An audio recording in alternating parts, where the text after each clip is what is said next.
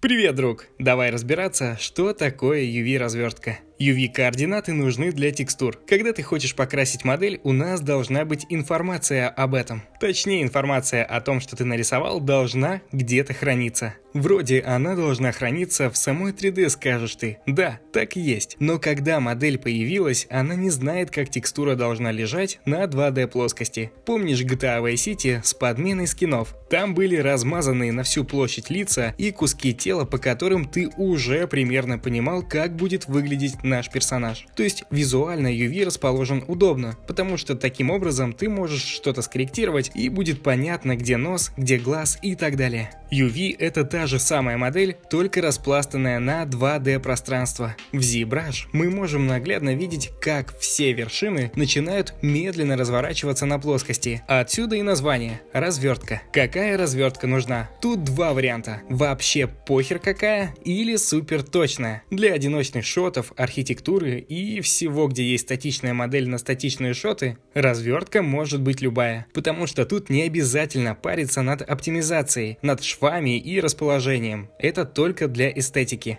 Ты сделал как тебе хочется, или автоматическим способом через тот же ZBrush и дальше рисуешь на ней текстуру с уже подобранными координатами. Но для геймдева все иначе. Тебе необходимо укладываться в определенный масштаб пространства и делать все красивенько. То есть у нас есть UV в масштабах 1:1, и все детали, которые есть на модели, должны быть аккуратно расположены в этом пространстве, занимая по возможности всю его часть, чтобы в дальнейшем ты смог править текстуру в Photoshop или другом 2D редакторе. Например, если у нас есть половина тела, которая имеет еще несколько деталей в виде майки и наплечника, и все это одна моделька, то все отдельные детали должны лежать друг с другом. Давай сделаем автоматическую развертку в ZBrush и посмотрим, что произойдет. Но для начала нужно понимать, какую модель нужно использовать. Необходимо использовать Low Poly, то есть модель, имеющая минимальное количество полигонов от всех деталей. Про Low Poly и High Poly подразделения подробно описан в моем предыдущем ролике. Ссылка будет в описании. Итак, автоматическая развертка. Да, мы видим, как программа порезала модель для того, чтобы поместить ее на плоскость. И тут мы видим швы, которые на самом деле не страшны, если все сделать правильно. Что это значит? Во-первых, нужно понимать, что автоматическая развертка в ZBrush категорически не подходит для игровых моделей. Поэтому мы можем работать в абсолютно любых 3D-программах, где нам удобно, а также в специализированных софтах для разворачивания моделей. Мы будем работать в нашей любимой Cinema 4D S22, в которой появились более-менее шикарные возможности для работы. Давай закинем для хардкора ту же самую модель, и что же значит сделать все правильно?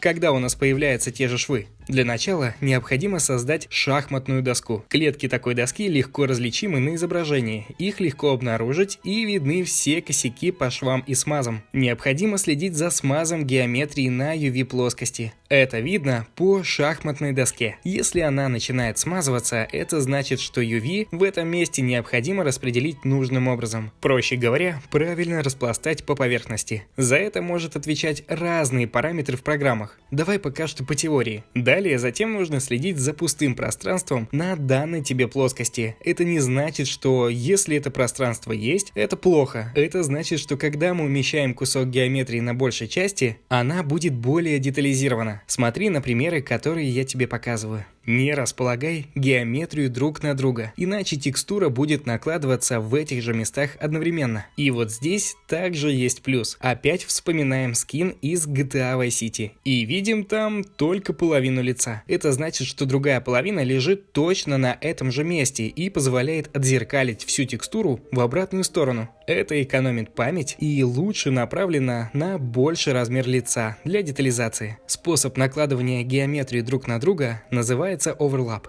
Также есть момент с размером шахматной доски на разных участках. Это определяет, грубо говоря, разрешение на этом участке. Как раз когда мы увеличиваем геометрию на UV, мы увеличиваем разрешение на ней. Его необходимо увеличить в тех местах, где есть, к примеру, надписи или детализированный участок, который необходимо разглядывать. Если все эти условия соблюдать, швы в этих местах заметны не будут. Конечно, если это не касается карты Normal, потому что текстура текстура рисуется по модели, а значит и по всем местам стыков. Стыки будут заметны только если UV будет смазано. Я пытаюсь максимально разжевать эту тему, потому что вопрос стоит для многих, и появляются непонятки, зачем вообще нужны эти правила. Про Normal Map мы поговорим позже. Чтобы идти по параметрам, которые будут приводить UV в должный вид, давай поговорим еще раз что да как. Но опять же для игровой модели. И также более подробно в ролике, который лежит в описании. Там очень много интересного, посмотри обязательно. Первое, мы лепим какую-либо модель с супер детализацией. Это High Poly. Впоследствии мы производим ретоп модели, дабы получить из нее низкополигональную модель. Это называется Low Poly, которая будет использоваться для игры и для UV. Вот здесь уже можно взять нашу Low Poly на развертку, закинуть ее обратно в зебру и далее уже накладываем все детали, которые получили с помощью уровней подразделений для запекания и так далее. Ну, по пайплайну. Сейчас речь не об этом. Это просто для закрепления. Итак, по порядочку. Закидываем модель в Cinema 4D S22. Затем масштабируем ее. А далее переводим режим Layout в BP UV Edit. Это очень удобно для работы с UV. Все эти панельки настроятся для удобной работы с UV координатами. Модель, конечно, не очень, и я бы даже сказал вообще полный, но это и к лучшему. Будем исходить из плохого. А также пойми тот фактор, что Cinema не рассчитана на супер инструментарий для UV. То есть это вообще не программа для работы с UV. Поэтому в конце я расскажу аналоги. Давай пробежимся с тем, что у нас здесь есть. К слову о том, почему я тогда рассказываю это в Cinema 4D S22, потому что мой канал в основном рассчитан на Cinema 4D, и многим будет полезно узнать, что там в S22. Итак, необходимо добавить тег UV для того, чтобы к нашей модели можно было добавлять информацию о координатах с экспортом модели с помощью этой кнопки. Когда мы нажимаем на модель, мы видим вот такую кашу на нашей плоскости. Добавляем, нажимаем на наш тег и на модель. Видим, что она спроецировалась как полная геометрия на всем квадрате. Каждый раз, когда хочешь увидеть конкретную UV, нажимай на нужный тег. Внизу слева у нас расположены разные функции для настройки UV. На данный момент нам необходимо спроецировать нашу модель на плоскости, если она еще не лежит хоть как-то. Как проецировать, абсолютно без разницы. Главное, что мы будем делать дальше. Нажмем на кнопку UV Unwrap для того, чтобы все наши модельки, а у нас их 4 штуки, разложились в разные места. Мы можем провести по лицу и посмотреть, где на данный момент находится наше лицо на координатах. Оно получилось вот здесь. Такое маленькое. Нам необходимо это исправить. Заходим на затылок нашего персонажа, выбираем режим выделения граней, а затем вот этот инструмент. Он позволяет очень ровно выделять определенную грань для шва. Ведем, и если хочешь добавить выделение, зажимай Shift. Опа, и тут мы понимаем, что пройти мы не можем. Майку нужно скрыть. Заходим в Select, выбираем Fill Selection, выделяем наш объект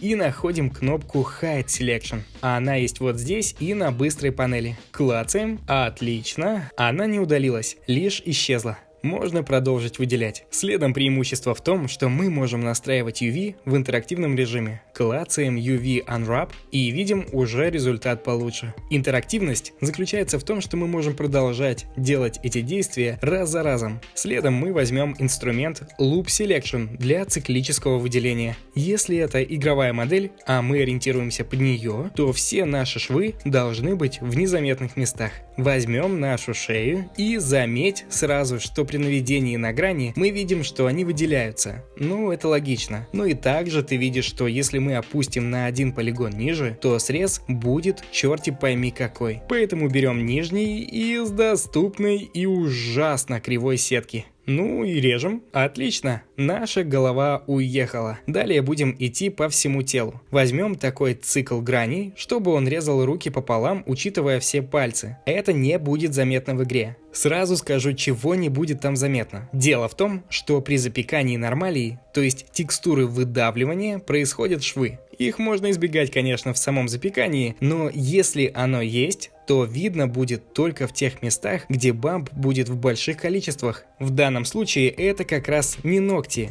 и не места сдавливания кожи, ну и так далее. Поэтому здесь будет в самый раз. Ушел немного в сторону. Мы видим, что резко пошла и по голове, и по ушам. Ну и правильно, мы просто возьмем и уберем лишнее самостоятельно. Это можно сделать в окне превью, удерживая Ctrl. Либо по-хитрому прямо на UV. Нам же голова не нужна, вот голову и убираем. Далее не торопимся и режем участок, который более детализирован и не будет поддаваться правильному расположению на координатах. Пусть руки будут отдельно. Поэтому порежем где-то вот здесь. И понимаем, что другая рука должна быть порезана в том же месте. И мы плавно подошли к симметрии. Вот наша кнопка Mirror Selection, который шикарно отзеркалил наше выделение. Отлично. Смотрим, пробуем резать. И да, получилось неплохо. Что мы здесь имеем? Вверху есть вкладка View. Вот именно здесь она относится к UV. Это же окно UV, значит и View будет от него. Мы можем вытащить ее и посмотреть, что у нас здесь есть. Это разные режимы вида для удобства.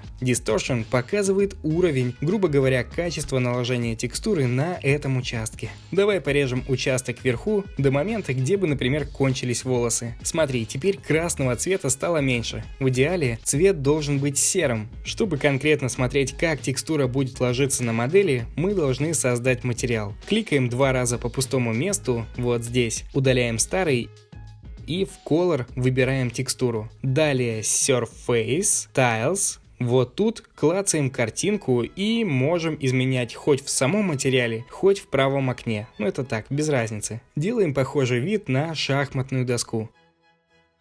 Только во Viewport поставь на время 4К для четкости текстуры. Ну и накидываем. Самое главное, чтобы у текстуры была проекция на UV Mapping.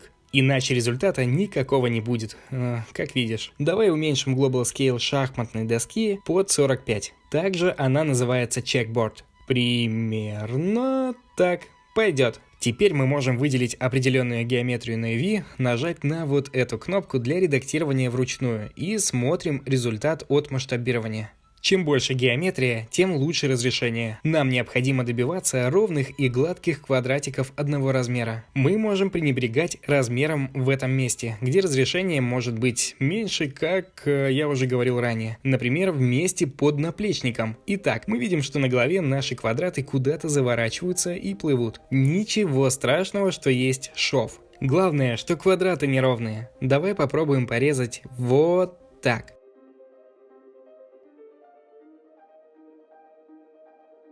Отлично, это уже лучше. Все такие разводы убираются правильными резками, но нужно учитывать фактор строения модели, а точнее его полного отсутствия. То есть здесь косяк в том, что сетка имеет неоправданное количество полигонов в тех местах, где они просто не нужны, а также макушка головы имеет тот же размер полигонов, что и другие части лица. И она в принципе ужасно кривая, неправильная топология и так далее. Вообще здесь косяки будут 100%, но вот все же есть такая модель, и что дальше? Давай резать наплечник. Он делится на 2 части. На крепление в виде тряпки, так скажем, и щиток. Здесь необходимо порезать его вдоль и поперек, причем опять же в незаметных местах.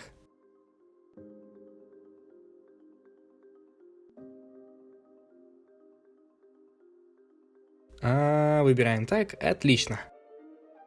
Режем и получаем вот такую полосу. К ней вернемся. Щиток можно разделить пополам. Нам нужно 2 круголя.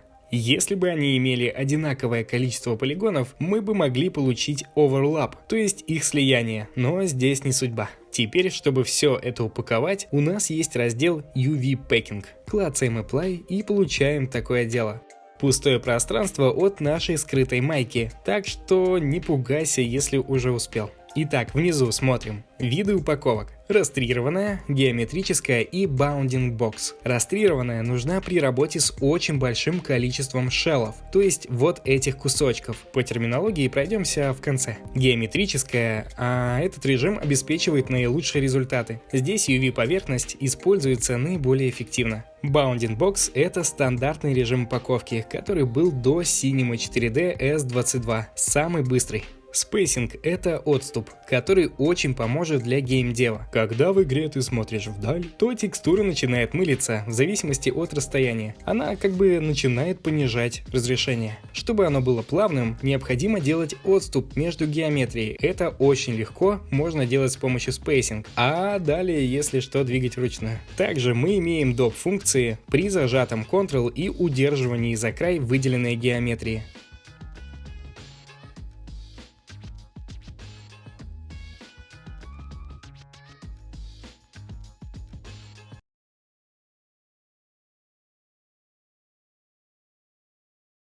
И ты можешь использовать инструмент позиционирования, то есть выделяем какой-либо участок, хватаем инструмент масштабирования и крутим. И в зависимости от того, куда ты поставишь изначально левую кнопку мыши, там и будет якорь масштабирования.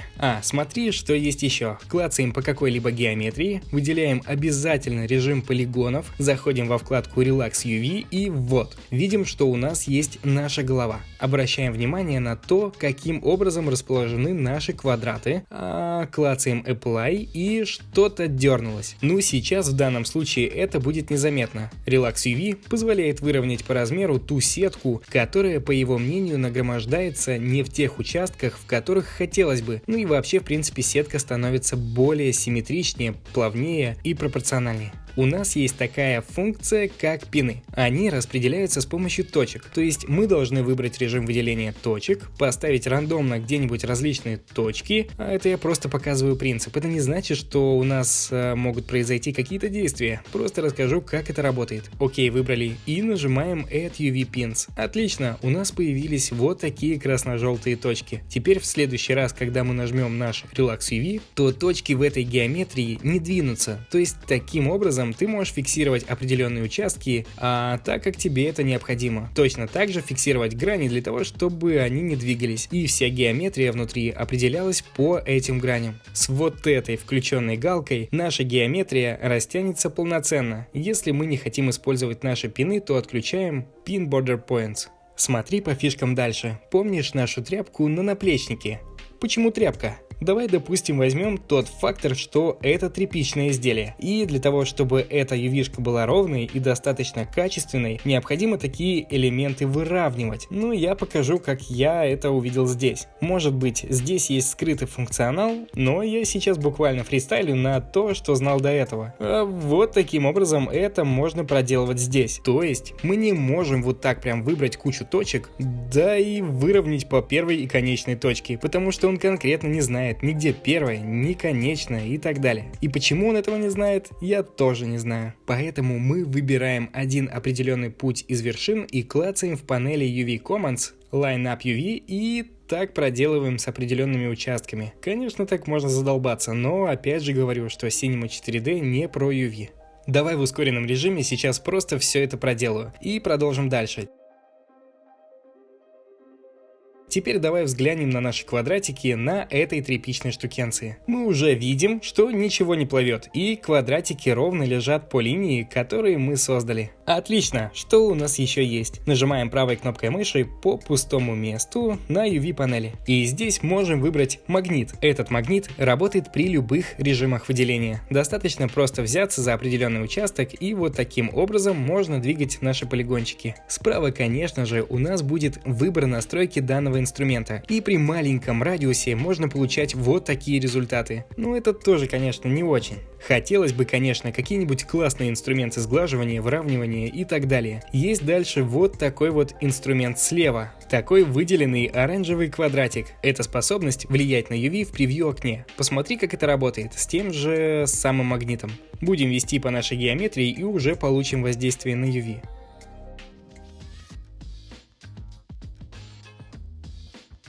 Давай вернем назад нашу майку и увидим вот такую жесть. То есть то, о чем я и говорил. Как раз вся наша раздробленная майка — это фактор того, что нас уместило в левую верхнюю сторону. Что мы можем с этим сделать? Выделим нашу майку с помощью Fill Selection и зайдем в Projection. Там можем нажать куда угодно, фронтал или Flat. Видим, что выделили не все. Чтобы это исправить, добавляем с помощью Shift еще выделение и вновь тыкаем или Front, или Flat. Все отлично. Точно так же проделываем весь наш путь уже с нашей майкой. Все абсолютно то же самое. Что мы можем сделать на данном этапе? Еще раз глянуть, что у нас да как. Затем я пробегусь по фишкам, которые вообще в принципе необходимы для качественного UV. В окне нашего UV-эдитора есть вкладка View, где находятся наши настройки UV отображения. Вот снизу. Здесь мы имеем на самом деле то же самое, что и в принципе в нашей вкладке UV, но с сортировочными элементами. По поводу наших цветов. То есть у нас есть красный, синий и серый.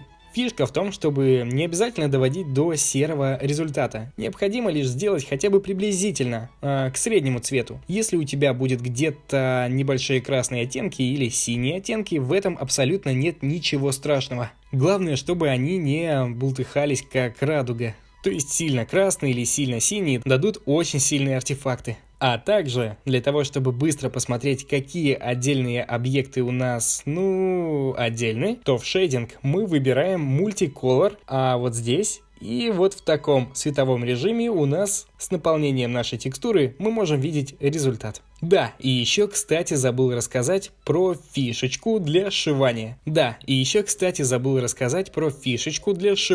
Так как передняя часть у нас видна как единый элемент, то заднюю мне хотелось бы соединить обратно, чтобы получить примерно то же самое. Выделяем конкретно участок нашей спины, он отобразится также на UV. То есть почему нельзя выделять с помощью этого инструмента в самом UV? Потому что в этом нет никакого смысла. Если ты выберешь в превью окне, то грани везде выделяются одновременно. То есть наш шов пойдет и с той стороны. Это логично. Поэтому выдели конкретный участок, который ты хочешь скрестить обратно. Нажимаем UV Weld, и наша геометрия сшилась. Теперь нам просто необходимо выделить эту геометрию заново, а также зайти в режим выделения полигонов и релакснуть его во вкладке Relax UV. Отлично! Перепаковываем заново, получаем компактную UV-шечку. Здесь конкретно без нулевого спейсинга. Здесь просто добавь 1 или 2% и радуйся. А давай подведем с тобой итоги. UV необходимо для того, чтобы моделька могла иметь информацию на то, куда добавлять нашу текстуру. Потому что если мы будем наносить текстуру на нашу модель, ей некуда будет ложиться для его экспорта. Мы можем использовать как ручную развертку, так и авторазвертку, которая тоже реализована в Cinema 4D. Авторазвертка очень хорошо приходится при точных моделях, например, какого-либо механизма, также двигателя или роботов. Обязательно посмотри, где конкретно ты делаешь шов, потому что в дальнейшем будут проблемы при запекании. Вспоминаем, проблема при запекании Normal Map. И делать это, соответственно, в местах, где игрок может меньше всего смотреть на этот участок, а также в месте, где Normal не так сильно выдавливается. Очень хорошие места — это резкие границы. Они называются Hard Edge, то есть ребро, которое не сглажено. Если сетка плывет, используй швы в тех местах, где это может быть доступно. Если он плывет в любом случае, то есть проблемы в геометрии или в ретопологии твоей модельки. Максимально оптимизируй всю сетку с помощью релакса. Пытайся экономить место, чтобы все наши квадраты были одного размера. Либо делать участок с разным размером для определенных целей. То есть, если у нас есть какой-то текст там, или нужна детализированная структура. И тогда мы меняем размеры наших UV-шек под разрешение, которое тебе нужно конкретно на определенный участок. Но с этим нужно играться очень аккуратно, потому что в основном требуется, чтобы размеры чекборда были везде одинаковые. Когда мы все это проделали и научились в Cinema 4D делать офигенный UV, значит мы не только молодцы, мы еще и профи. Затем мы текстурируем или запекаем наши модельки с хай-поли. И идем по пайплайну и так далее. Давай еще чуть-чуть расскажу. Вообще, если не знаешь, где резать, смотри примеры из интернета. С теми же пальцами лучше смотреть интересные и игровые развертки. Если ты скачал модель из интернета, можешь прочекать ее в UV-менеджере. То есть не факт, что UV вообще качественная, если текстура плывет. Это типа закинул не шарящий человек, а ты скачал. Вот так и получается. Если ты начнешь двигать его UV, то вся текстура слетит, потому что она была покрашена именно на эти острова. Хорошую UV, которая лежит удобно на координатах, можно легко редактировать в Photoshop отдельно. Вообще, по-хорошему, существуют разные программы для UV, и в них уж куда лучше делать. Это Rizom UV, в 3D Code есть хороший UV, в Maya присутствует супер обалденный UV менеджер. Также есть UV Layout, он отрабатывает свои задачи хорошо, но это только то, что видел я. И еще немножко про терминологию я тебе отпущу. Геометрия на UV координатах называется UV Shell. Мы создавали с тобой шейдер шахматной доски. Это чекер. Шейдер, который это сделал, называется Tile. И так как ты можешь выходить за пределы UV, если тебе не нужна игровая модель, мы здесь не учитываем игры, то это масштабирование, больше-меньше, называется Tile. То есть ты тайлишь. Шеллы друг на друге называются оверлапы. Когда мы говорим о шеллах на 3D геометрии уже во вьюпорте, то детализация наших кубиков и их размер называется тексель. Фу, спасибо за просмотр. Надеюсь, теперь тебе все понятно. Понятно, зачем нужна UV, как ее использовать, каким образом она создается, что не нужно прям так сильно запариваться над тем, что это какая-то невероятная вещь. Да, это действительно наука, но это не литопология, это просто UV, которую через 5-6 раз можно будет делать просто на автомате. Если есть вопросы, а они, наверное, по-любому появятся, пиши к нам в телеграм-чат. Там мы постоянно на связи всей толпой. А еще телеграм-канал, где мы сейчас стали выкладывать классные новости, которые не попали в основные выпуски. Удачи, друг!